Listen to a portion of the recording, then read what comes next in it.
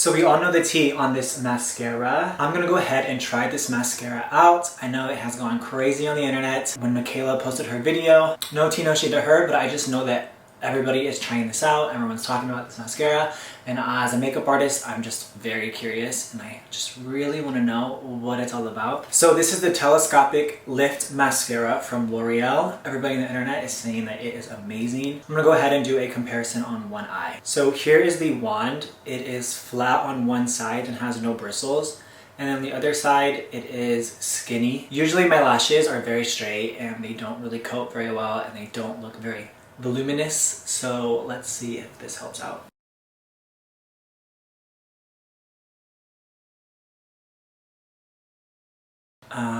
Where's the volume? I do like the wand, how it grabs your lashes and how there is a flat side to where you can really get into the base of your lash and just kind of get really dark at the base. But as far as volume, where is it?